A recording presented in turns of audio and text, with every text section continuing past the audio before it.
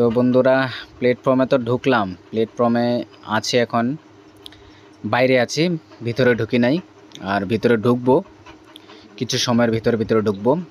তো এইখানে মানে হজে যাবে উমরা করার জন্য মহিলা এবং পুরুষ সবাই এখানে বোর্ডিং নিজের লাগেজ, তারপর বোর্ডিং পাস নিয়ে সবাই দাঁড়িয়ে আছে। তো ওরা যাওয়ার পরে আমাদেরকে যেতে দিবে, ঠিক আছে।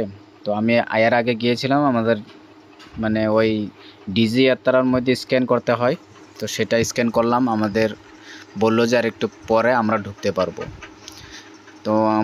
তো এখানে এসে বসলাম, বসে রাত্রে 12-1 সময় হবে, টাইমটা ওই 12-1 হবে।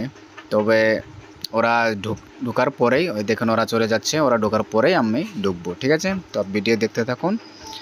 তো ফাইনালি আমরা সকালে ওখানে রাত কাটিয়ে সকালে আমরা মানে ভিতরে ঢুকে রাতটা কাটিয়ে সকালে আমাদের ফ্লাইট, ঠিক আছে। তো সকালে আমি ভিউটা দেখাচ্ছি আপনাদেরকে।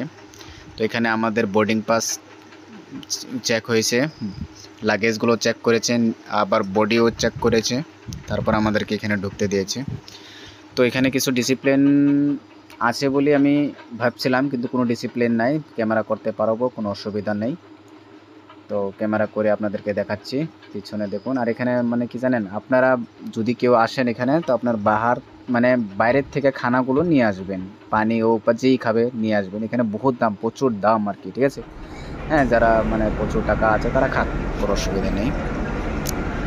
মানে প্রচুর টাকা বলে কথা নাই, মানে কি যারা খেতে মানে বেশি খিদে লেগে তো খেতে হবে না, টাকা তো ম্যাটার করে না।